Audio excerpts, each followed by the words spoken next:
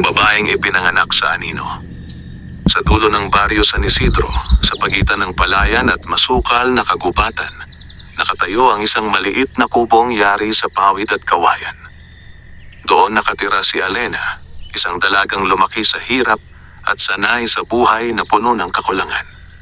Maaga siyang naulila sa ama at ang kanyang ina naman ay matagal nang may sakit. Sa murang edad, natutunan niyang magbanat ng buto, manghuli ng isda sa sapa, magtanim ng kamote at tumulong sa mga kapitbahay kapalit ng kaunting bigas.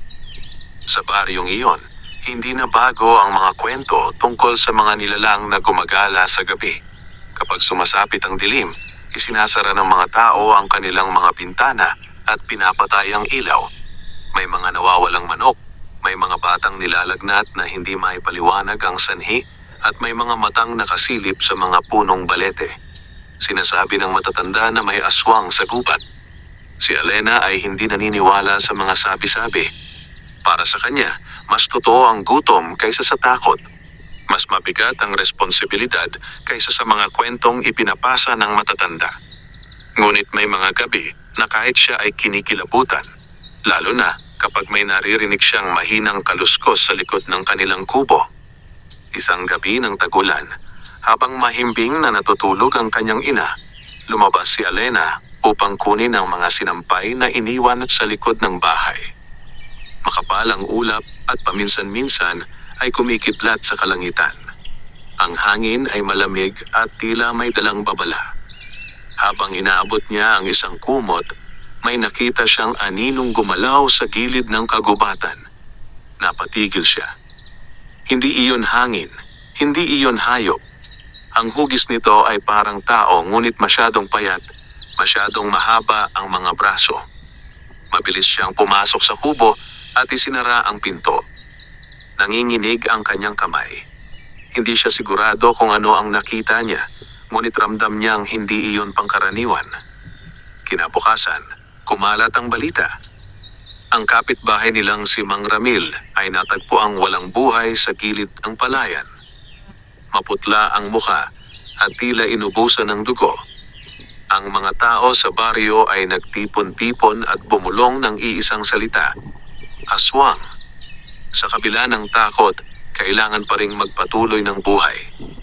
Si Alena ay nagpunta sa palengke upang magbenta ng kamote. Habang naglalakad siya pauwi, biglang dumilim ang langit. Bumuhos ang malakas na ulan at nagsimulang kumidlat ng sunod-sunod. Sa gitna ng bagyo, naghanap siya ng masisilungan. Nakita niya ang isang lumang kapilya sa tabi ng burol at doon siya pumasok. Walang tao. Tanging ang lumang altar at mga basag na bintana ang naroon. Habang nakaupo siya sa sulok, isang malakas na kidlat ang tumama sa puno sa labas ng kapilya. Umalingaw-ngaw ang kulog at tila yumanig ang lupa. Sa takot, napapikit si Alena. Ngunit sa halip na sakit ang kanyang maramdaman, isang kakaibang init ang dumaloy sa kanyang katawan. Nang imulat niya ang kanyang mga mata, napansin niyang ang kanyang mga kamay ay tila may munting kislap na liwanag. Napaatras siya. Akala niya ay imahinasyon lamang iyon. Ngunit nang itaas niya muli ang kanyang palad, may munting kuryenteng gumapang sa pagitan ng kanyang mga daliri. Sa gitna ng kapilya, isang matandang lalaki ang biglang lumitaw, tila mula sa anino ng altar. Maputi ang kanyang buhok at malalim ang kanyang mga mata.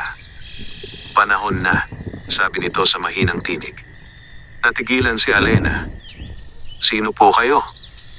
Ako ang huling tagabantay ng kapangyarihan ng kidlat. At ikaw, bata, ang napili. Hindi niya maintindihan ang naririnig. Akala niya ay nananaginip lamang siya. Ngunit ramdam niya ang kakaibang enerhiyang umiikot sa kanyang katawan. Hindi ako espesyal, bulong niya. Isa lang akong mahirap na babae. Ang kapangyarihan ay hindi sumusunod sa yaman, sagot ng matanda. Ito'y sumusunod sa puso. Isang malakas na hangin ang pumasok sa kapilya at muling kumidlat. Sa pagkakataong iyon, malinaw na nakita ni Alena ang liwanag na bumalot sa kanya. Hindi ito nakakasakit. Bagkus, nagbibigay ito ng lakas. Ano ang kailangan kong gawin? Tanong niya. May kadilimang gumagapang sa inyong baryo? Ang aswang na pumapatay ay hindi ordinaryo. Siya ang pinakamatanda sa lahi niya at ikaw lamang ang makapipigil. Naramdaman ni Alena ang bigat ng sinabi ng matanda. Hindi siya mandirigma, hindi siya bayani. Isa lamang siyang anak na nag-aalaga ng may sakit na ina. Ngunit nang maalala niya ang mukha ni Mang Ramil at ang takot sa mga mata ng mga bata sa baryo, may kung anong nagbago sa kanyang loob. Paano ko ito makokontrol? Tanong niya habang nakatitig sa kumikislap niyang mga kamay. Ngumiti ang matanda. Hindi mo kailangang kontrolin ang kidlat. Kailangan mo lamang pakinggan ito. Sa mga sumunod na sandali, itinuro ng matanda kay Alena kung paano ituon ang kanyang paghinga, kung paano ituon ang kanyang isip sa tibok ng kalikasan. Sa bawat paghinga, nararamdaman niya ang daloy ng enerhiya sa kanyang ugat. Parang ilog na naghahanap ng direksyon. Unti-unti, natutunan niyang pahupain ang liwanag sa kanyang mga kamay. Ngunit alam niyang naroon pa rin ito, naghihintay. Bago tuluyang mawala ang matanda sa kanyang paningin, may iniwan itong babala. Kapag sumapit ang susunod na kabilugan ng buwan, darating siya para sa iyo. Bakit para sa akin? Tanong ni Alena. Sapagkat naramdaman na niya ang paggising ng kidlat. Pagkatapos noon, naglaho ang matanda na parang usok na tinangay ng hangin. Naiwan si Alena sa loob ng kapilya, nag-iisa, ngunit hindi na katulad ng dati. Sa labas, humihina na ang ulan at ang kalangitan ay unti-unting luminaw. Habang naglalakad siya pauwi, may bagong determinasyon sa kanyang mga hakbang. Hindi niya alam kung paano niya haharapin ang aswang, ngunit alam niyang hindi na siya maaaring manatiling tahimik. Pagdating niya sa kubo, nadatnan niyang gising ang kanyang ina. Anak, mahina nitong sabi, may kakaiba akong naramdaman ngayong gabi. Parang may liwanag sa hangin. Ngumiti si Alena at hinawakan ang kamay ng kanyang ina. Wala pong dapat ipag-alala, sagot niya, kahit hindi siya sigurado. Sa labas ng kubo, sa gilid ng kagubatan, may dalawang matang nagliliyab sa dilim. Nakatingin ito sa maliit na tahanan ni Alena. At sa unang pagkakataon, hindi lamang ang baryo ang may alam sa kanyang kapangyarihan. Nararamdaman na rin ito ng kadiliman. Hindi naging payapa ang gabi matapos ang bagyo. Kahit humina na ang ulan at lumitaw ang mga bituin, hindi makatulog si Alena. Nakahiga siya sa sahig na kawayan, nakatingin sa bubong na bawid habang naririnig ang mabagal na paghinga ng kanyang ina sa tabi niya. Tuwing ipipikit niya ang mga mata, naaalala niya ang matandang lalaki sa kapilya at ang liwanag na umikot sa kanyang mga palad. Hindi niya alam kung panaginip ba iyon o totoo. Ngunit nang igalaw niya ang kanyang kamay sa dilim, may mahina siyang naramdamang kuryente na tila gumapang sa kanyang balat. Hindi iyon masakit, ngunit sapat para mapanganga siya sa gulat. Maingat siyang bumangon upang hindi magising ang kanyang ina. Lumabas siya sa kubo at tumayo sa harap ng maliit nilang bakuran. Tahimik ang baryo. Wala ni isang ilaw ang nakasindi. Tanging ang tunog ng kuliglig at ang mahinang agos ng sapa ang maririnig. Inangat niya ang kanyang palad. Pinikit niya ang mga mata at inalala ang sinabi ng matanda. Ituon ang paghinga, pakinggan ang daloy ng kalikasan. Sa unang mga sandali, walang nangyari. Ngunit nang kumalma ang kanyang paghinga at unti-unting luminaw ang kanyang isip, may naramdaman siyang init sa gitna ng kanyang dibdib. Mula roon, parang may agos na umakyat patungo sa kanyang balikat, pababa sa braso, hanggang sa dulo ng kanyang mga daliri. Isang munting kislap ang sumiklab sa pagitan ng kanyang mga palad. Napaatras siya sa gulat at agad na ibinaba ang kamay. Nawala ang liwanag. Napahinga siya ng malalim. Hindi na ito imahinasyon. May nagbago sa kanya. Sa sumunod na araw, maagang nagising si Alena upang mag-igib ng tubig. Pilit niyang inaalis sa isip ang nangyari, Ngunit hindi niya mapigilan ang pag-aalala. Kung totoo ang sinabi ng matanda, may paparating na panganib. At kung siya nga ang napili, wala siyang mapagtataguan. Sa daan patungo sa balon, napansin niyang kakaunti ang tao sa labas. Karaniwan ay may mga bata nang naglalaro at may mga magsasakang naghahanda sa bukid. Ngunit sa araw na iyon, tila tahimik ang baryo. Nasalubong niya si Aling Nena, ang matandang tindera sa kanto. Maputla ang mukha nito at parang hindi nakatulog. "Alena," tawag nito. "Mag-iingat ka sa pag-uwi mamaya. May isa na namang nawala kagabi." Napatigil si Alena. "Sino po?" "Si Tomas, yung binatang mangingisda. Hanggang ngayon hindi pa umuwi." Naramdaman ni Alena ang lamig sa kanyang likod. Muli niyang naalala ang mga matang nagliliyab sa dilim. Hindi na ito simpleng kwento. May totoong nangyayari. Pag-uwi niya sa kubo, nadatnan niyang masama ang pakiramdam ng kanyang ina. Mataas ang lagnat at hirap itong bumangon. Nagmadali siyang gumawa ng lugaw at pinunasan ang noo nito. "Anak," mahina nitong sabi, "huwag kang lalabas sa gabi. May masamang hangin." Hindi niya masabi sa ina ang lahat. Paano niya ipapaliwanag na siya ang posibleng hinahanap ng nilalang sa gubat? Buong araw siyang nanatili sa tabi ng kanyang ina. Ngunit pagsapit ng dapit hapon, may kumatok sa kanilang pinto. Si Mang Isko, ang kapitan ng baryo. "Alena," sabi nito, "kailangan namin ng tulong. May nakita kaming bakas sa gilid ng gubat. Mukhang doon dinala si Tomas. May ilang lalaki kaming magbabantay, pero kulang kami." Napatigil si Alena. Hindi siya sanay sa ganitong gawain. Ngunit hindi rin niya kayang manatili lamang at maghintay. "Titingnan ko po ang nanay ko," sagot niya. "Kung makakaya, sasama ako." Pagkaraan ng ilang sandali, natulog ang kanyang ina dahil sa pagod at lagnat. Tinitigan siya ni Alena ng matagal. Ayaw niyang iwan ito, ngunit ramdam niyang may mas malaking dahilan kung bakit siya kailangang kumilos. Kinuha niya ang lumang itak ng kanyang ama at isinabit sa baywang. Hindi siya sigurado kung marunong siyang lumaban, ngunit mas mabuti na ang may dalang sandata. Sumama siya kay Mang Isko at sa ilang kalalakihan patungo sa gilid ng gubat. Habang papalalim sila, unti-unting nawawala ang liwanag ng buwan sa ilalim ng makakapal na dahon. Ang hangin ay mabigat at tila may dalang kakaibang amoy. "Dito namin nakita ang bakas," bulong ni Mang Isko. Parang hinila siya. Sa lupa, may mga bakas ng paa at may mga marka ng paghila. Ngunit ang mas nakakatakot ay ang kakaibang hugis ng ilang yapak. Mahahaba at tila hindi pantaw. Habang sinusundan nila ang bakas, may narinig silang kaluskos sa itaas. Napatingala si Alena. Sa isang sanga ng puno, may aninong mabilis na dumaan. May gumagalaw, bulong ng isang lalaki. Biglang namatay ang kanilang mga ilawan, isa-isa. Binalot sila ng dilim. May marahang tawa na umalingaw-ngaw sa paligid. Hindi ito tao. May kakaibang gaspang at lamig ang tunog. "Umalis na tayo," sabi ng isa. "Masama ito." Ngunit huli na. Mula sa likod ng mga puno, may isang anyong dahan-dahang lumabas. Payat ang katawan, mahaba ang mga kuko at mapula ang mga mata. Ang bibig nito ay may bahid ng dugo. Napaatras ang mga lalaki. May ilan na agad tumakbo. Naiwan si Alena at si Mang Isko.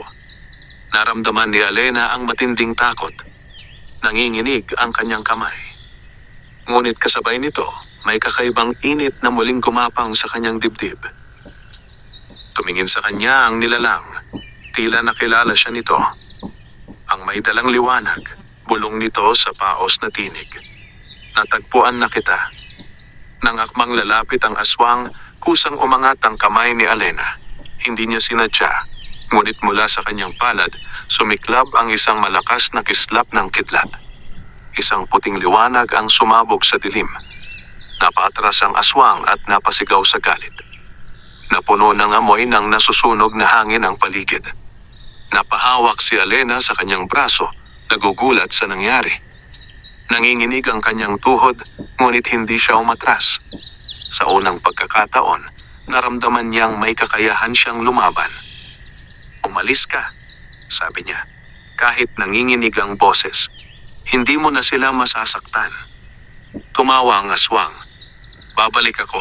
Sa susunod, hindi ka na handa." Sa isang iglap, naglaho ito sa dilim. Naiwan si Alena at si Mang Isko sa gitna ng gubat. Hindi makapagsalita ang matanda sa nasaksihan. "Anak," bulong nito, Ano ang ginawa mo?" Hindi alam ni Alena kung paano sasagot. Tiningnan niya ang kanyang kamay na bahagyang kumikislap pa rin. "Hindi ko rin po alam," sagot niya. "Pero alam kong hindi pa ito tapos." Sa pag-uwi niya sa kubo, mas malinaw na sa kanya ang katotohanan. Hindi na siya maaaring mamuhay tulad ng dati. May kapangyarihan siyang hindi niya hiniling at may kalaban na hindi titigil. Sa labas ng baryo, sa kailaliman ng kagubatan, may isang nilalang na sugatan, ngunit hindi natalo. At habang pinagmamasdan nito ang langit na unti-unting nagliliwanag, naramdaman nito ang paglapit ng kabilugan ng buwan. At kasabay noon ang simula ng mas malaking laban. Hindi pa sumisikat ang araw nang magising si Alena. Mabigat ang kanyang katawan, tila may iniwang pagod ang nangyari sa gubat. Ngunit higit sa pagod, may kakaibang pakiramdam sa loob niya. Parang may dumadaloy na enerhiya na hindi niya lubos maintindihan. Tahimik niyang tiningnan ang kanyang ina na mahimbing na natutulog. Bahagyang bumaba ang lagnat nito, ngunit nananatiling mahina. Hinaplos niya ang noo ng ina at saka dahan-dahang lumabas ng kubo. Sa labas, malamig ang hangin ng umaga. Ang baryo ay tila hindi pa nakakabangon mula sa takot ng nakaraang gabi. May mga pintong hindi pa nabubuksan at may mga taong nagmamasid lamang sa bintana. Kumalat na ang balita. May aswang na muling nagpakita at may kakaibang liwanag na pumigil dito. Habang naglalakad si Alena patungo sa sapa upang maghilamos, napansin niyang may ilang mata na nakasunod sa kanya. Hindi niya alam kung paghanga iyon o pangamba. Marahil ay pareho. Pagdating sa sapa, lumuhod siya at hinayaan ang malamig na tubig na dumaloy sa kanyang mga palad. Pinikit niya ang mga mata at sinubukang huminga ng malalim gaya ng itinuro ng matanda sa kapilya. Ngunit sa pagkakataong iyon, mas malinaw ang pakiramdam.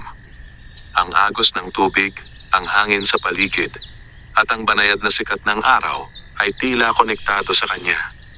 Biglang may mahinang ugong sa kanyang tainga, parang kulog na napakalayo.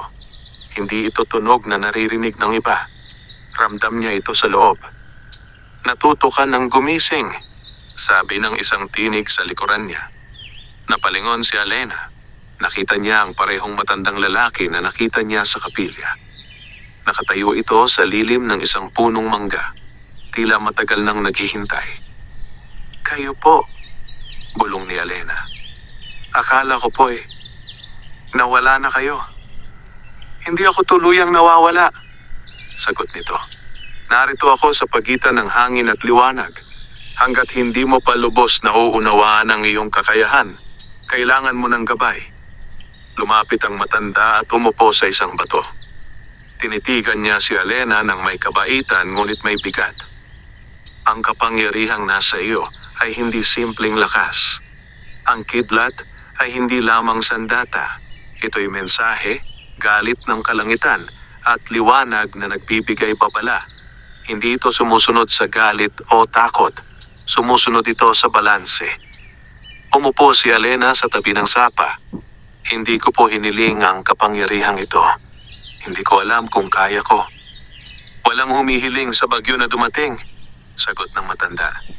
"Ngunit kapag dumating ito, may mga punong tumatayo upang sumalo sa hangin. Ikaw ang punong iyon." Tahimik na nakinig si Alena. Sa unang pagkakataon, hindi niya tinanggihan ang ideya. Sa halip, sinubukan niyang unawain. "May aswang sa baryo," sabi niya. Malakas siya. Nakita ko kung paano siya umatras pero hindi siya natakot. Parang kilala niya ako. Tumango ang matanda. Sapagkat matagal na siyang naghihintay sa muling paglitaw ng tagapagmana ng kidlat. Ang nilalang na iyon ay hindi ordinaryo. Siya ang huling buhay na bantay ng kadiliman sa bahaging ito ng lupain. Matagal na siyang naghihintay na walang hahadlang sa kanya. Hanggang sa dumating ka. Napayo ko si Alena. Hindi ko pa kayang labanan siya. Hindi pa, sagot ng matanda. Ngunit matututo ka. Tumayo ito at iniabot ang isang maliit na anting-anting. Isang simpleng piraso ng bato na may guhit na tila kidlat. Ito'y magpapaalala sa iyo ng daloy ng lakas. Ngunit tandaan mo, hindi sa bagay nagmumula ang kapangyarihan. Nasa loob mo ito. Kinuha ni Alena ang bato. Nang mahawakan niya ito, parang may malamig na hangin na dumaan sa kanyang mga daliri. Naramdaman niyang mas malinaw ang agos ng enerhiya sa kanyang katawan. Simulan natin, sabi ng matanda. Isara mo ang iyong mga mata. Sumunod si Alena. Pinakinggan niya ang paligid, ang huni ng ibon, ang agos ng tubig, ang galaw ng hangin sa dahon. Sa gitna ng mga tunog na iyon, may isa pang tunog na unti-unting lumitaw, ang mahinang ugong ng kulog. Ang kidlat ay hindi nagsisimula sa langit, bulong ng matanda. Nagsisimula ito sa loob ng ulap, at ang ulap ay parang puso, puno ng galaw, puno ng enerhiya. Habang pinapakinggan niya ang mga salita, naramdaman ni Alena ang init sa kanyang dibdib. Mula roon, kumalat ito sa kanyang balikat, pababa sa kanyang braso. Hindi niya ito pinigilan. Sa halip, hinayaan niya itong dumaloy. Buksan mo ang iyong palad, sabi ng matanda. Ginawa niya iyon. Sa kanyang kamay, unti-unting sumiklab ang isang manipis na sinag ng liwanag. Hindi ito kasing lakas ng nangyari sa gubat. Mas kontrolado, mas malinaw. Napangiti ang matanda. Iyan ang simula. Hindi mo kailangang sumabog upang maging malakas. Minsan, ang tahimik na liwanag ang mas makapangyarihan. Biglang may malamig na hangin na dumaan sa sapa. Nawala ang init ng umaga at napalitan ng kakaibang lamig. Naramdaman iyon ni Alena. Muling kumirot ang anting-anting sa kanyang palad. May paparating, bulong niya. Tumingin ang matanda sa malayo, sa direksyon ng kagubatan. Hindi siya titigil. Sinusubukan ka na niya. Mula sa gilid ng mga puno, may isang aninong dahan-dahang lumitaw. Hindi ito ang aswang na nakita niya kagabi. Mas maliit ito, ngunit may parehong mapulang mata. Isang batang aswang. Nakatitig ito kay Alena, tila sinusukat ang kanyang lakas. Subukan mo, sabi ng matanda. Huwag kang matakot. Hindi ka nag-iisa. Nanginginig ang kamay ni Alena, ngunit itinaas niya ito. Pinikit niya ang mga mata at hinayaan ang enerhiya na dumaloy. Sa pagkakataong iyon, mas malinaw ang pakiramdam, mas kontrolado. Isang sinag ng kidlat ang dumaloy mula sa kanyang palad patungo sa lupa sa harap ng nilalang. Tumama ito sa lupa at lumikha ng maliit na liwanag. Napaatras ang batang aswang at tumakbo pabalik sa gubat. Huminga ng malalim si Alena. Hindi siya napagod. Sa halip, parang mas luminaw ang kanyang isip. Magaling, sabi ng matanda. Ngunit tandaan mo, ang bawat paggamit ng kapangyarihan ay may kapalit. Kailangan mong manatiling balanse. Gaano po katagal bago ako maging handa? Tanong ni Alena. Tulad ng bagyo, sagot nito. Hindi mo ito mapipilit. Ngunit darating ang oras na wala ka ng pagpipilian. Tahimik silang naglakad pabalik sa baryo. Sa isip ni Alena, unti-unting nabubuo ang bagong katotohanan. Hindi na siya ang simpleng dalagang lumaki sa hirap. May dala siyang lakas na maaaring magligtas o magwasak. At sa kailaliman ng kagubatan, may isang nilalang na nagmamasid. Ang sugatang aswang ay nakaramdam ng kirot sa hangin. Alam nitong hindi na bata ang kalaban nito. Ngunit alam din nitong darating ang gabi na magiging mas mahina si Alena. Sa ilalim ng papalapit na kabilugan ng buwan, pareho silang naghahanda. Ang isa para protektahan ang baryo, ang isa para lamunin ang liwanag. Ang babala ng gabi. Lumipas ang ilang araw na tila tahimik ang baryo, ngunit ang katahimikang iyon ay mabigat at puno ng pangamba. Wala nang bagong nawawala, ngunit walang sino man ang tunay na kampante. Tuwing sasapit ang dilim, mas maagang nagsasara ang mga pintuan. Mas mahigpit ang kapit ng mga ina sa kanilang mga anak. At tuwing maririnig ang malayong kulog, napapatingin ang mga tao sa langit na tila may hinihintay. Si Alena ay nagpatuloy sa kanyang gawain sa araw, nag-iigib ng tubig, nag-aalaga sa kanyang ina, at tumutulong sa bukid ng kapitbahay kapalit ng bigas. Ngunit sa tuwing may pagkakataon, bumabalik siya sa sapa o sa lumang kapilya upang magsanay. Naroon pa rin ang matandang lalaki, palaging tahimik, palaging handang magturo. Unti-unti, natutunan ni Alena ang paghinga na nagpapakalma sa daloy ng lakas sa kanyang katawan. Natutunan niyang magpalabas ng munting kislap nang hindi napapagod. Ngunit alam niyang malayo pa siya sa kakayahang harapin ng nilalang sa gubat. Isang hapon, habang papalubog ang araw, naramdaman niya ang kakaibang pagbabago sa hangin. Hindi ito ang karaniwang lamig ng dapit hapon. May halong amoy ito ng lupa at ng kung anong matagal nang nakabaon. Nakatayo siya sa likod ng kanilang kubo nang maramdaman niyang may nakatingin sa kanya. Dahan-dahan siyang lumingon. Sa gilid ng bakod, may isang uwak na nakaupo sa sanga. Hindi ito pangkaraniwan. Hindi ito gumagalaw. Tila nakamasid lamang. Nang kumindat ang ibon, napansin niyang ang mga mata nito ay may bahid ng pula. Napaatras si Alena. Sa isang iglap, lumipad ang uwak at nawala sa direksyon ng gubat. Naramdaman niya ang bigat sa dibdib. Hindi ito simpleng hayop, isa itong babala. Kinagabihan, bumalik siya sa kapilya. Naroon na ang matanda, nakatayo sa harap ng altar na parang hinihintay siya. "Naramdaman mo na," sabi nito. Tumango si Alena. May nagmamasid, hindi lang ang aswang na sugatan, parang may iba pa. "May mga mata ang kadiliman," sagot ng matanda.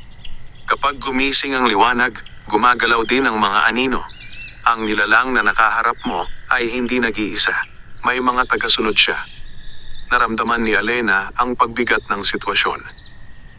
Ibig sabihin, darami sila? Posible, sagot nito. Ngunit hindi iyon ang pinakamalaking panganib. Ang tunay na panganib ay ang paglapit ng kabilugan ng buwan. Sa gabing iyon, lalakas ang kapangyarihan ng aswang, ngunit lalakas din ang sa iyo. Umupo si Alena sa isang bangkong kahoy. Paano kung hindi ko makontrol? Kung susuko ka sa takot, kakainin ka ng lakas mo. Ngunit kung mananatili kang kalmado, magiging gabay mo ito. Tahimik siyang nakinig. Hindi na siya kasing takot ng dati, ngunit hindi rin siya handa. Sa bawat araw na lumilipas, mas malinaw sa kanya ang responsibilidad na nakaatang. Habang nagsasanay siya sa loob ng kapilya, may biglang malakas na hangin na pumasok.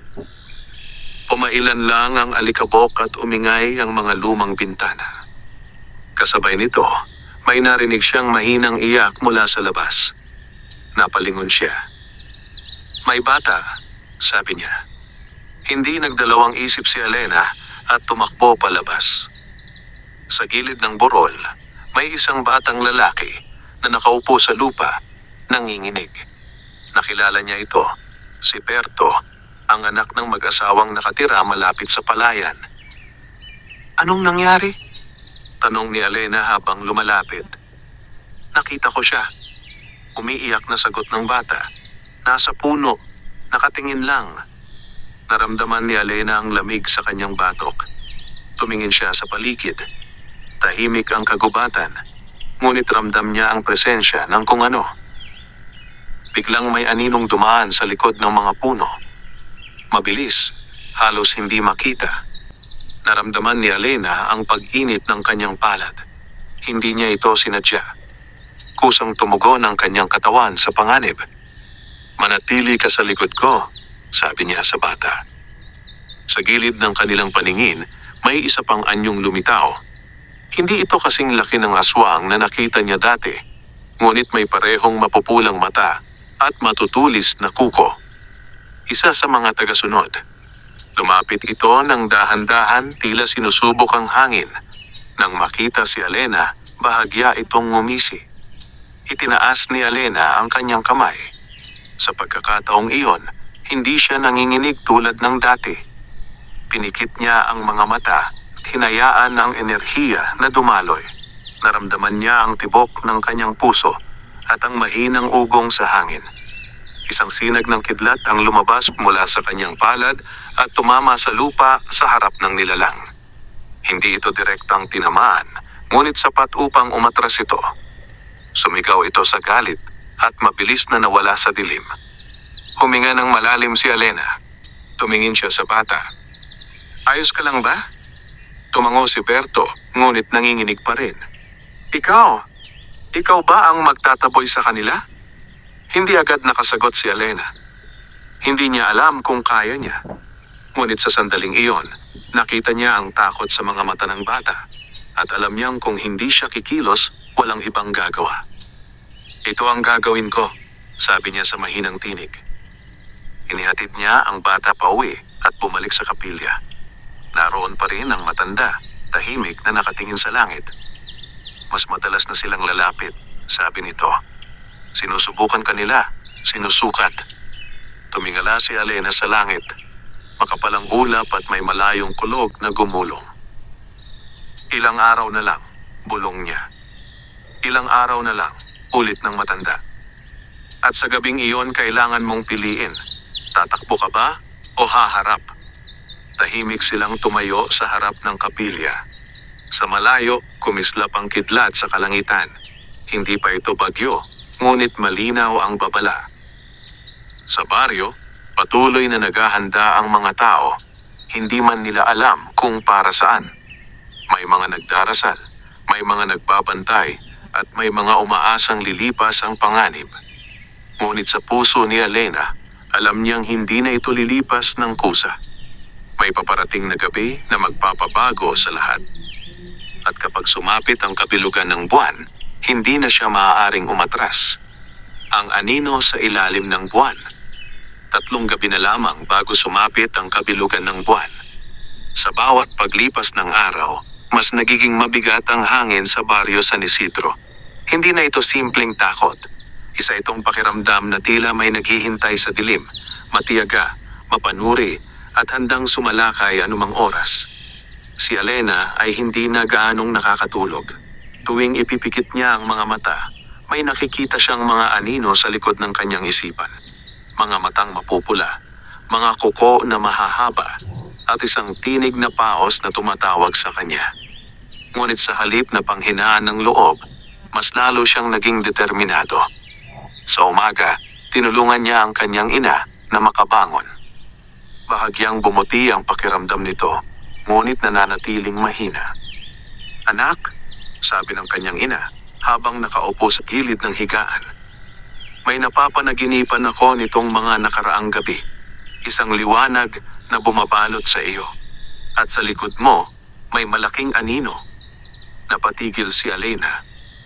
"Nanay!" "Hindi ako bulag sa nangyayari," dugtong ng matanda. "Nararamdaman ko ang pagbabago sa hangin at nararamdaman ko rin ang pagbabago sa iyo." Tahimik si Alena. Hindi na niya kayang itago ang lahat. "May kapangyarihan po sa akin," maingat niyang sabi. "Hindi ko po alam kung bakit, pero kailangan ko itong gamitin." Hindi nagulat ang kanyang ina. Sa halip, ngumiti ito ng mahina. "Ang ama mo," sabi nito, "ay palaging nagsasabi na may kakaiba kang tibay ng loob. Kahit noong bata ka pa, hindi ka natatakot sa bagyo. Tuwing kumikidlat, ikaw lang ang batang nakangiti." Napayuko si Alena. Hindi niya maalala iyon ng malinaw, ngunit may bahagi sa kanya na tila kinikilala. ang sinabi ng ina. Kung ito ang landas mo, patuloy ng kanyang ina, huwag mong takasan. Ngunit tandaan mo, hindi lang lakas ang sandata mo, puso rin.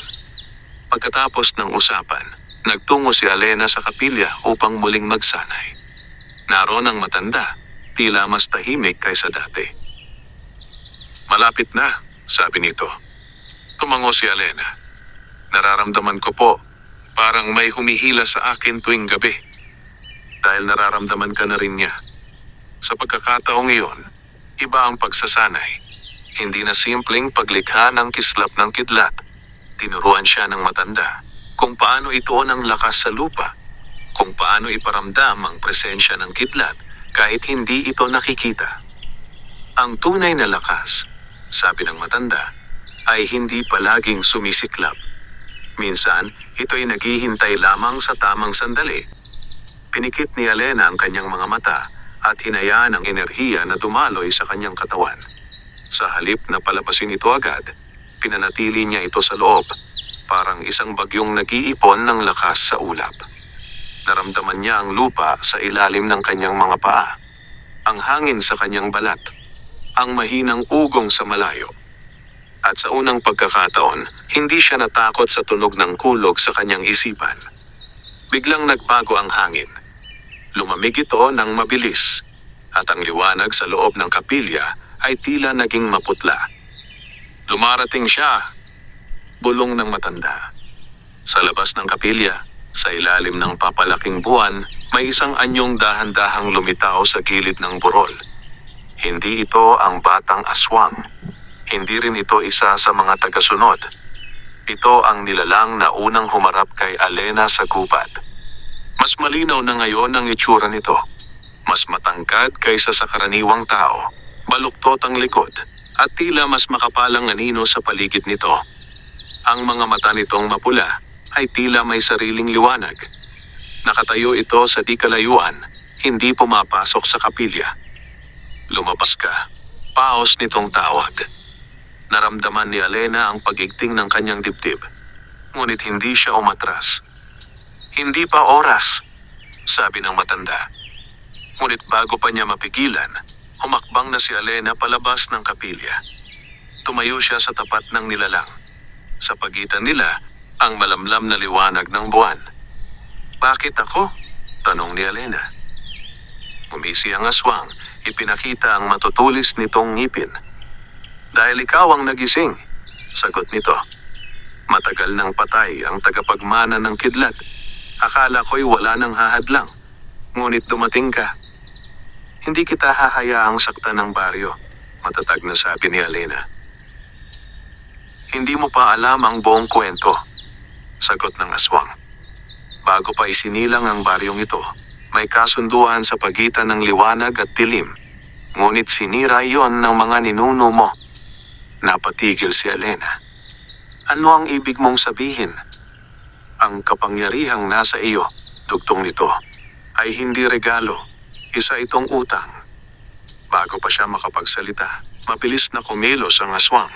Sa isang iglap, nasa harap na ito ni Alena. Ngunit handa siya.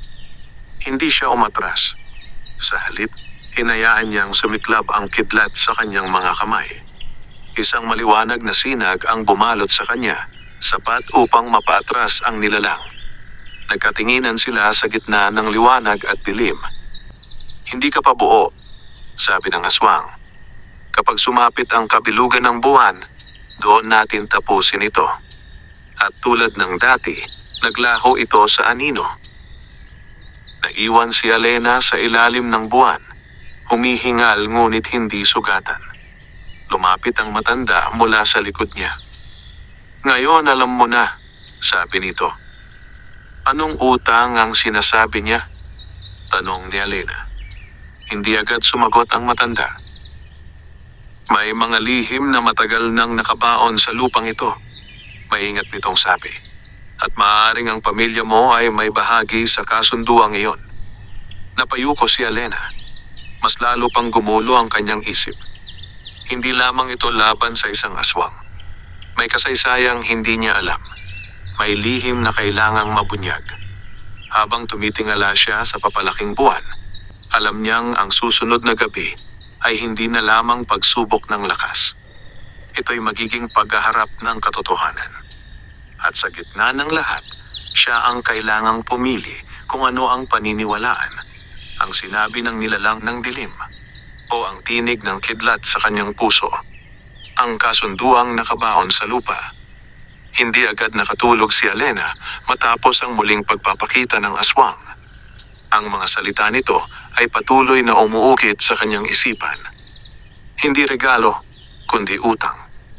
Hindi niya maalis sa isip ang posibilidad na may kinalaman ang kanyang pamilya sa kasunduang binanggit ng nilalang.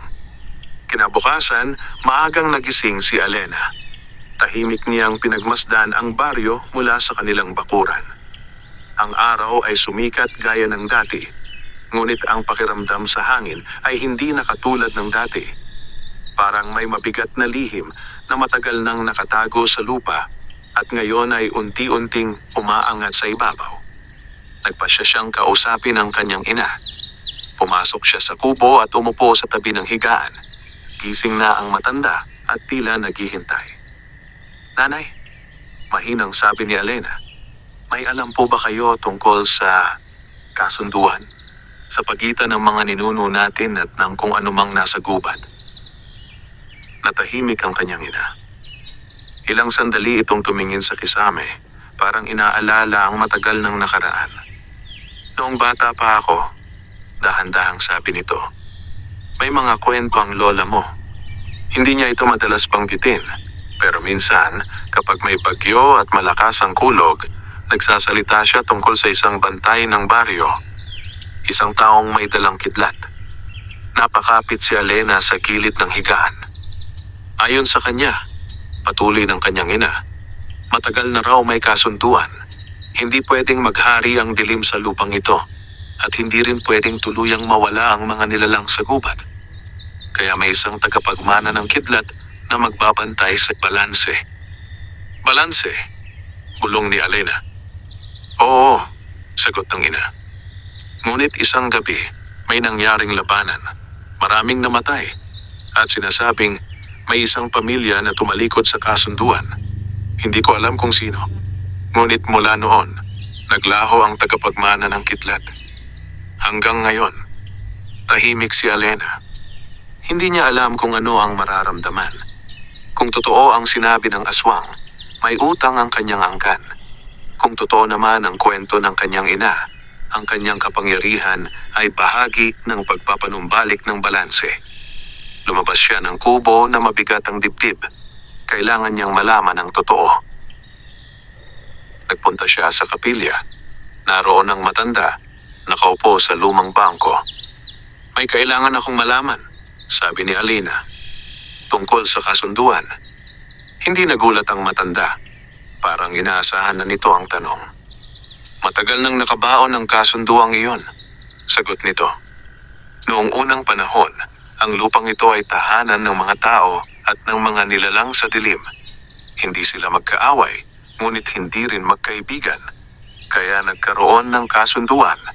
Ang liwanag ay magbabantay sa mga tao at ang dilim ay mananatili sa gubat." "Bakit nasira?" tanong ni Alena. May lungkot sa mukha ng matanda. "Dahil sa takot.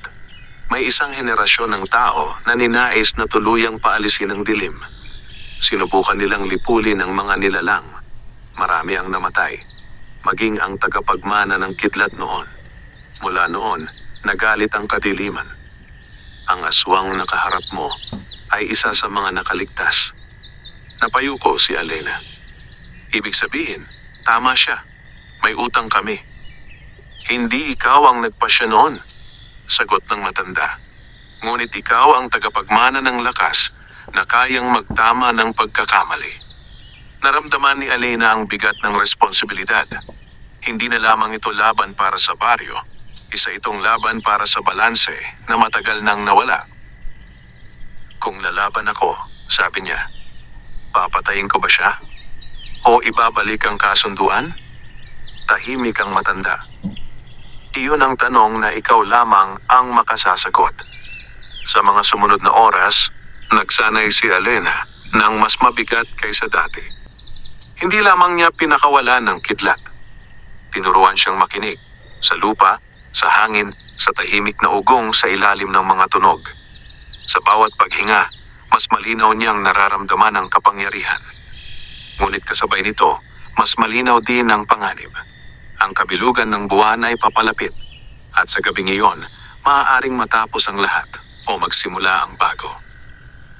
Kinagabihan, habang naglalakad siya pauwi, napansin niyang kakaiba ang katahimikan. Walang kuliglig, walang hangin, tanging ang liwanag ng buwan na halos buo na ang nagbibigay ilaw sa daan. Sa gilid ng palayan, may nakita siyang anino. Hindi ito gumagalaw, nakatingin lamang. Hindi siya umatras. Lumapit siya ng ilang hakbang. Mula sa dilim, lumabas ang aswang. Mas malinaw ang sugat nito sa balikat, ang bakas ng unang tama ng kidlat. Ngunit mas matatag ang tindig nito kaysa dati. Malapit na, sabi nito. Tumango si Alena. Oo, malapit na. Handa ka na ba sa katotohanan? Tanong ng nilalang. Handa na akong marinig, sagot niya. Kapag sumapit ang kabilugan ng buwan, duktong ng aswang, magkikita tayo sa gitna ng gubad. Doon kung saan unang ginawa ang kasunduan. Doon natin tatapusin ang utang. Tahimik silang nagkatinginan. Walang galaw, walang sigaw. Tanging ang mabigat na hangin sa pagitan nila. Pagkatapos ng ilang sandali, umatras ang aswang at naglaho sa dilim. Umuwi si Alena na mas malinaw ang isip ngunit mas mabigat ang dibdib. Hindi niya alam kung anong mangyayari sa gabing iyon. Ngunit alam niyang hindi na ito simpleng laban ng lakas.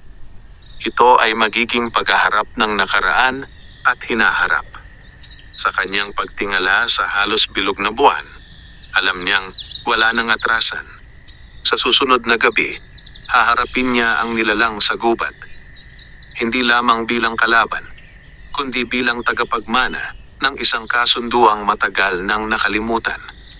At sa gabing iyon, malalaman kung ang kidlat ay magpaparusa o magpapatawad. Ang paghahanda sa huling gabi. Isang gabi na lamang bago sumapit ang kabilugan ng buwan. Mula umaga hanggang dapit hapon, tila mas mabigat ang bawat oras. Ang baryo ay abala sa kani-kaniyang paghahanda.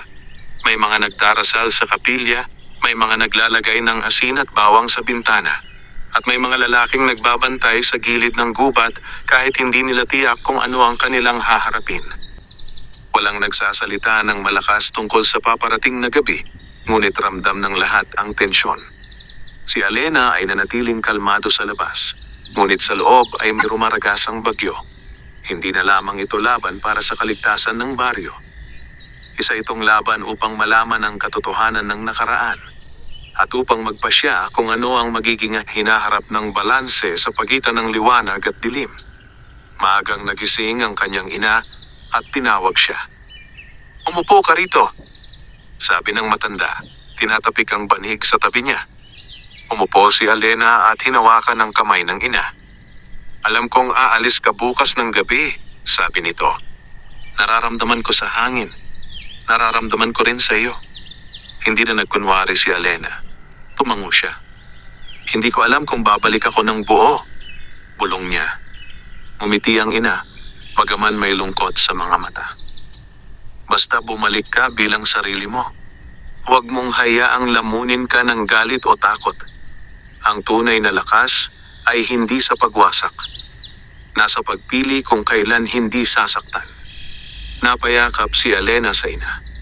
Sa yakap na iyon, naramdaman niya ang bigat ng lahat ng kanyang pinaglalaban. Hindi lamang baryo, hindi lamang kasunduan, kundi ang mga taong mahal niya. Pagkatapos ng usapan, nagtungo siya sa kapilya. Naroon ang matanda, nakatayo sa harap ng altar. Sa liwanag ng hapon, mas mukhang payapa ang mukha nito, ngunit may bahid ng pag-aalala. Handa ka na ba? Tanong nito. Hindi ko alam kung handa ako, sagot ni Alena. Pero alam kong hindi na ako maaaring umatras. Tumango ang matanda. Minsan, Ang tapang ay hindi ang kawalan ng takot. Ito ang paglakad kahit may takot. Sa araw na iyon, mas mabigat ang kanilang pagsasanay. Hindi na lamang paglikha ng kidlat ang tinutukan. Tinuruan siya ng matanda kung paano manatiling kalmado kahit sa gitna ng galit. Kung paano hayaang dumaloy ang lakas nang hindi ito sumasabog. Kapag nagalit ka, sabi ng matanda, lalakas ang kidlat mo. Ngunit kapag hinayaan mong kontrolin ka ng galit, mawawala ang balanse. At kapag nawala ang balanse, pareho kayong mawawasak. Pinikit ni Elena ang kanyang mga mata at inalala ang lahat ng kanyang dahilan. Ang baryo, ang kanyang ina, ang mga batang natatakot tuwing gabi, at maging ang kasunduang matagal nang nasira. Hindi niya nais ang digmaan, ngunit handa siyang harapin ito kung kinakailangan. Pagsapit ng dapit hapon, tumigil sila sa pagsasanay. Tahimik na tumayo si Elena sa labas ng kapilya at tiningnan ang kalangitan. Halos buo na ang buwan.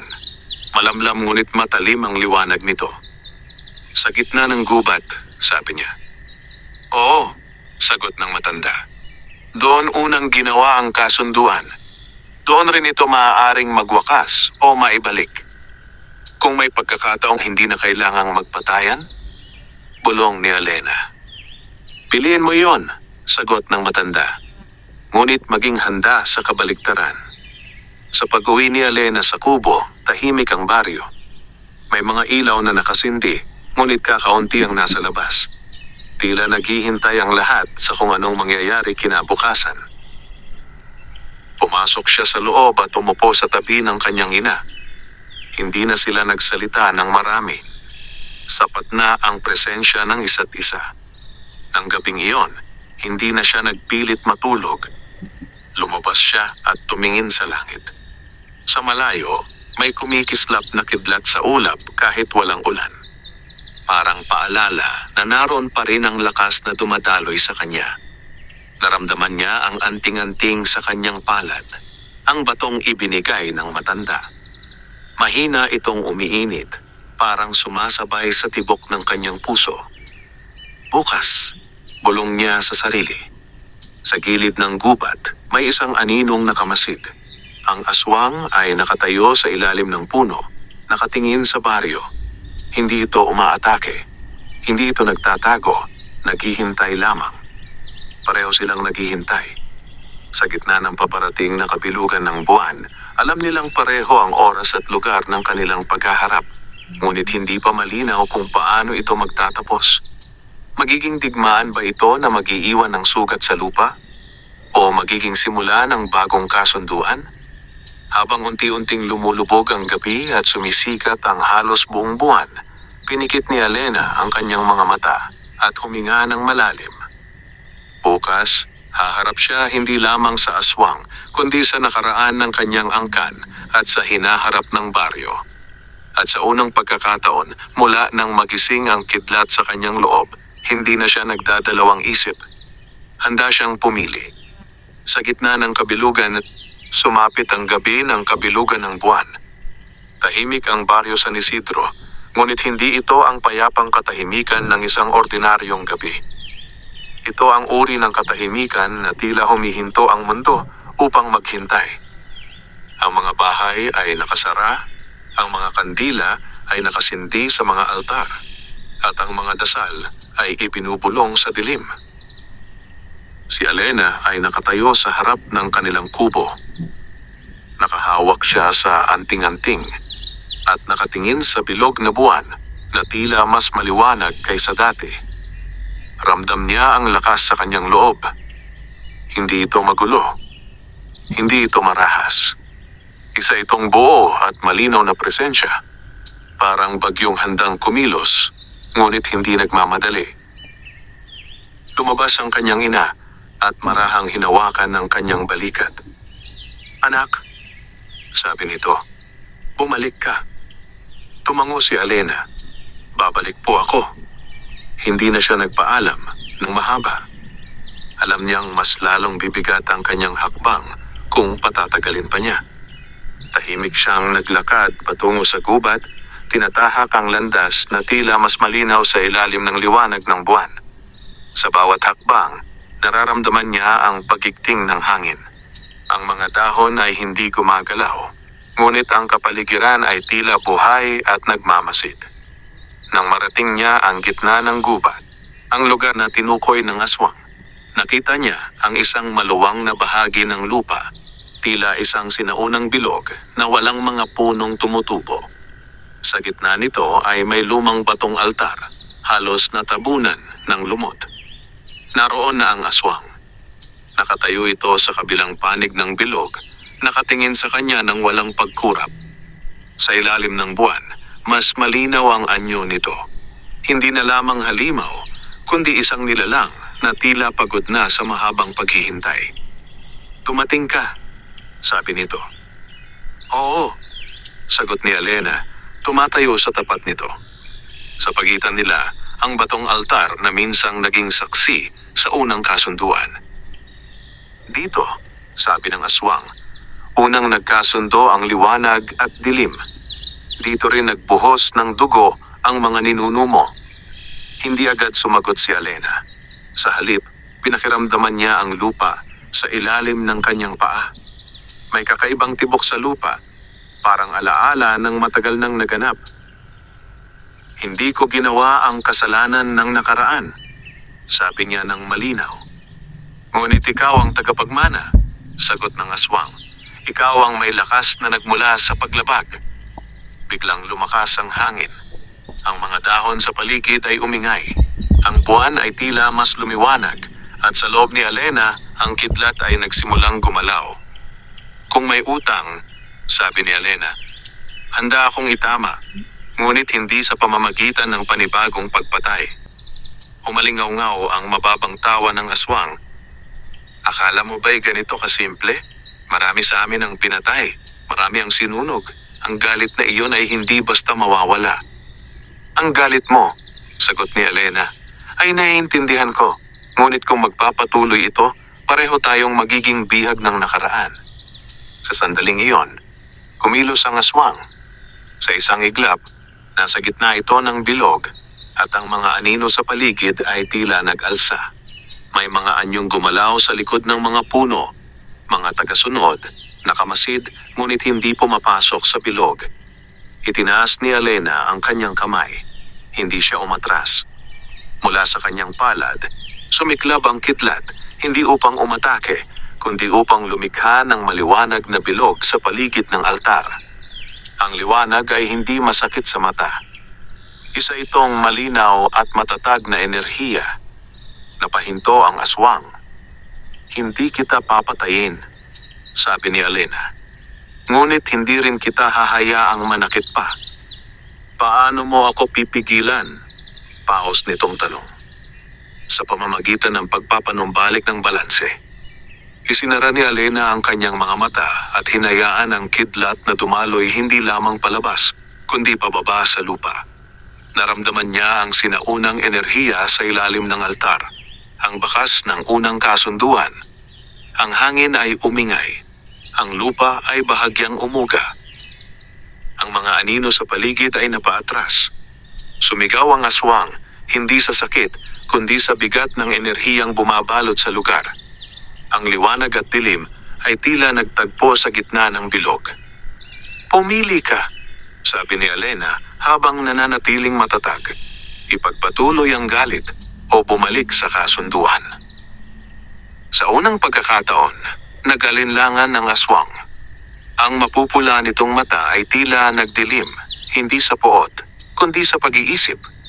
Unti-unting humina ang hangin.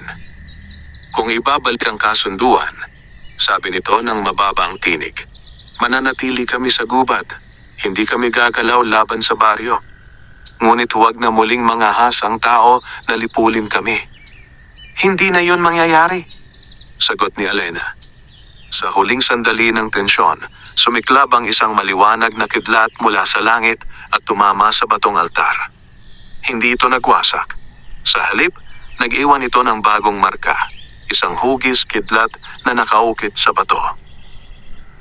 Naramdaman ni Alena ang pagkalma ng enerhiya sa kanyang katawan. Ang aswang ay umatras ng ilang hakbang. Hindi na ito mukhang sugatan o galit. Mas mukhang pagod. Ang balanse ay naibalik, sabi nito. Ngunit tandaan mo, tagapagmana. Kapag muli itong sinira, babalik kami. Kung mangyari iyon, sagot ni Alena, hahawak ako muli sa kidlat. Tahimik na nagkatinginan sila bago tuluyang naglaho ang aswang sa anino ng gubat. Ang mga tagasunod nito ay naglaho rin, parang usok na tinangay ng hangin. Naiwan si Alena sa gitna ng bilog, sa ilalim ng maliwanag na buwan. Ang batong altar ay may bagong marka, patunay ng bagong kasunduan. Unti-unting humina ang liwanag sa kanyang mga kamay.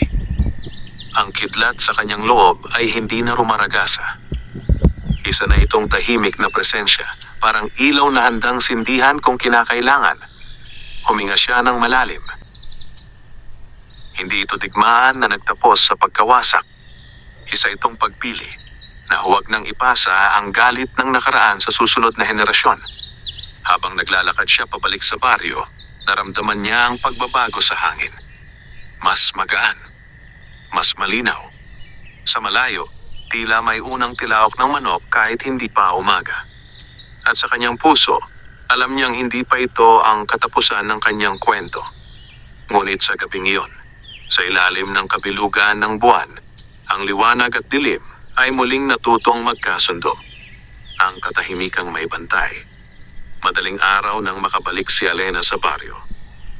Ang buwan ay unti-unti nang bumababa sa kanluran at ang unang liwanag ng umaga ay sumisilip sa silangan. Tahimik ang paligid, ngunit hindi na ito ang mabigat na katahimikang puno ng pangamba. May kakaibang gaan sa hangin, parang may matagal na hinintay na unos na sa wakas ay lumipas. Paglapit niya sa kanilang kubo, nakita niyang nakaupo pa rin ang kanyang ina sa may pintuan, tila hindi natulog magdamag. Nang makita siya, agad itong tumayo. Anak. Lumapit si Alena at niyakap ang kanyang ina ng mahigpit. Tapos na po, mahinang sabi niya. Hindi na nagtanong ang matanda. Sa yakap pa lamang, alam nitong may nagbago na. Sa mga sumunod na araw, napansin ng buong baryo ang pagbabago. Wala nang mga kaluskos sa gabi. Wala nang mapupulang matang nakasilip sa gilid ng gubat. Ang mga manok ay hindi na nawawala at ang mga bata ay muli nang nakakapaglaro hanggang dapit hapon. Ngunit higit sa lahat, may kakaibang pakiramdam ang mga tao. Parang may tahimik na bantay na nagmamasid, hindi upang manakit, kundi upang tiyakin ang kaayusan. Hindi ibinunyag ni Alena ang buong nangyari sa gitna ng gubat. Ang tanging sinabi lamang niya kay Mang Isko at sa ilan pang matatanda ay may bagong kasunduan na nagawa, na hindi na dapat gambalain ng gubat at huwag nang magtangkang lipulin ang mga nilalang doon. May ilan na nagduda, ngunit mas pinili ng karamihan ang kapayapaan kaysa sa pag-uusisa. Isang hapon, nagpunta si Alena sa kapilya upang hanapin ang matandang lalaki. Ngunit sa pagkakataong iyon, wala na ito roon. Tahimik ang loob ng kapilya. Ang mga basag na bintana ay pinapasok ang liwanag ng araw at ang altar ay tila mas maliwanag kaysa dati. Lumapit siya sa gitna at tumingin sa paligid. Salamat, bulong niya. Hindi siya nakatanggap ng sagot, ngunit sa loob niya may pakiramdam siyang natupad na ang tungkulin ng matanda. Parang ang presensyang gumagabay sa kanya ay unti-unting naging bahagi na lamang ng hangin. Habang palabas siya ng kapilya, napansin niyang mas madali na niyang kontrolin ang kidlat. Hindi na ito basta sumisiklab kapag may takot o galit. Nananatili ito sa loob niya, tahimik ngunit buo.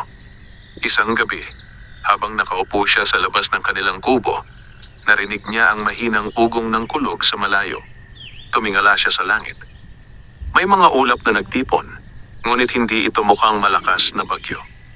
Sa halip na kaba, isang ngiti ang sumilay sa kanyang labi. Alam niyang ang kidlat ay hindi na lamang sandata. Isa na itong paalala na ang balanse ay hindi permanente. Kailangan itong bantayan. Kailangan itong pangalagaan. Mula sa gilid ng gubat, may isang anyong nakamasid. Hindi ito ang aswang nakaharap niya noon. Isa lamang itong maliit na nilalang na may mapupulang matang hindi nagalit. Sandali itong tumingin kay Elena bago tuluyang naglaho sa dilim. Hindi siya natakot. Sa halip, tumayo siya at huminga ng malalim. Ang baryo ay ligtas, ngunit hindi ibig sabihin ay tapos na ang kanyang tungkulin. Ang pagiging tagapagmana ng kidlat ay hindi lamang para sa isang gabi ng labanan. Isa itong panghabambuhay na responsibilidad. Kinabukasan, tumulong siya sa bukid gaya ng dati. Nagigib ng tubig, nagluto ng pagkain para sa kanyang ina. Walang pagbabago sa kanyang pamumuhay sa panlabas. Ngunit sa loob, alam niyang hindi na siya ang dating Elena na simpleng nakikipaglaban sa gutom at kahirapan. Isa na siyang bantay ng balanse.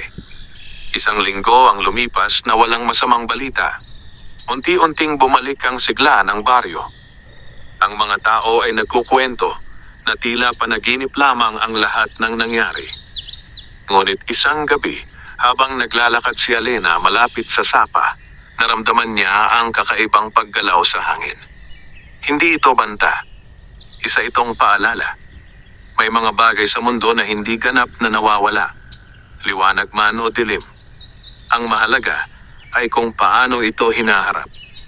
Humawak siya sa anting-anting sa kanyang palad. Ang marka ng kidlat ay tila mas malinaw ngayon, parang tumugon sa kanyang hawak. Tayong dalawa, bulong niya sa hangin. Magbabantay. Sa kalangitan, kumislap ang isang manipis na kidlat. Malayo, tahimik, at hindi nananakot. Sa baryo San Isidro, nagsimula ang isang bagong yugto. Isang katahimikan na hindi bunga ng takot, kundi ng balanse, ang tagapagmana ng liwanag. Lumipas ang mga buwan mula nang sumapit ang gabi ng kabilugan. Ang baryo San Isidro ay muling nabuhay sa dating sigla. Ang mga palayan ay naging luntian. Ang sapa ay malinaw na muling dinadaluyan ng tubig at ang mga bata ay nagtatakbuhan sa ilalim ng araw na tila walang kinatatakutan. Ngunit sa kabila ng kapayapaang iyon, hindi nakalimot si Elena. Tuwing madaling araw, bago pa sumikat ang araw, naglalakad siya patungo sa gilid ng gubat. Hindi upang hamunin ang dilim, kundi upang tiyakin ang balanse. Wala na siyang nakikitang mga matang mapupula na nakamasid sa kanya ng may galit. Ngunit paminsan-minsan, may mararamdaman siyang presensya. Isang tahimik na pagbabantay mula sa kabilang panig. Hindi iyon takot. Isa iyong paalala ng kasunduang kanilang pinanindigan. Isang hapon, habang nagbubungkal siya ng lupa sa likod ng kanilang kubo, naramdaman niya ang mahinang ugong sa kanyang dibdib. Hindi ito tulad ng babala ng panganib noon. Mas banayat ito, parang hangin bago dumampi ang ulan. Tumingala siya sa langit. May makakapal na ulap na nagtitipon, ngunit hindi madilim. Sa halip, may liwanag na sumisilip sa pagitan ng mga ito. Lumapit ang kanyang ina at tumabi sa kanya. "Uulan ba?" tanong nito. "Hindi ko po alam," sagot ni Elena habang nakangiti. Ngunit alam niya, hindi ito karaniwang pag-ulan. Ito ay tanda ng patuloy na pagdaloy ng lakas sa mundo. Nang gabing iyon, isang bagyo ang dumaan sa malayong bahagi ng kabundukan. Malakas ang kulog at kidlat, ngunit hindi ito lumapit sa baryo. Sa halip, tila umikot lamang ito sa paligid, parang may humahawak sa direksyon nito. Sa gitna ng kulog, lumabas si Elena at tumayo sa harap ng kanilang kubo. Hindi siya natatakot.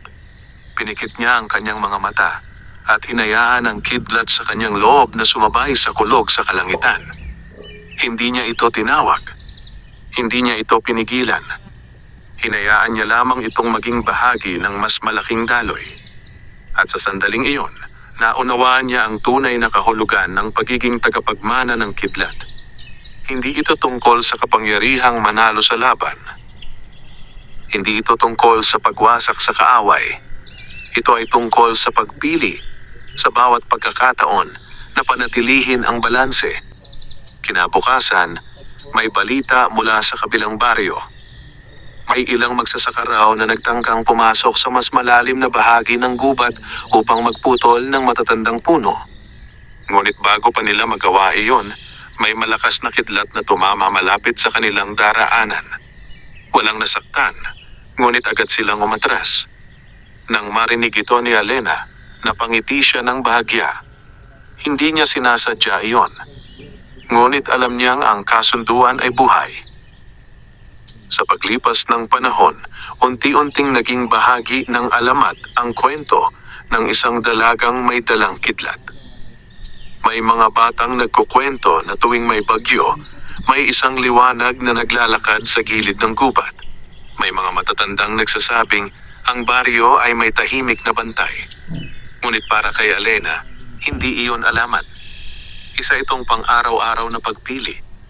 Isang gabi, habang nakaupo siya sa tabi ng sapa, muling naramdaman niya ang presensya mula sa gubat. Hindi ito banta. Isa lamang itong tahimik na pagkilala. Mula sa anino ng mga puno, may isang anyong sandaling lumitaw. Hindi malinaw, hindi mapanganib. Isang paalala na ang dilim ay naroon pa rin, ngunit hindi na ito naghahari. Saglit silang nagkatinginan bago ito tuluyang naglaho. Huminga ng malalim si Alena at tumingin sa refleksyon ng buwan sa tubig. Alam niyang hindi magiging perpekto ang mundo. May mga panahong susubok ang tao na lumabag muli sa balanse. May mga panahong susubok ang dilim na palawakin ang sakop nito. Ngunit sa bawat pagsubok, naroon ang kidlat. At naroon siya. Isang mahirap na babae na minsang namuhay sa anino ng takot, ngayon ay tagapagmana ng liwanag. Hindi siya reyna. Hindi siya mandirigmang naghahanap ng digmaan. Isa lamang siyang bantay. At hanggat tumitibok ang kanyang puso at dumadaloy ang kidlat sa kanyang dugo, mananatiling may liwanag na hahati sa dilim kapag ito'y sumobra. Sa baryo San Isidro, nagsimula ang isang bagong panahon, hindi ng takot, kundi ng pag-unawa. At sa tuwing kumikidlat sa kalangitan, may isang paalala ang hangin. Ang liwanag at dilim ay hindi kailangang magwasakan. Kailangan lamang nilang alalahanin ang balanse. Wakas.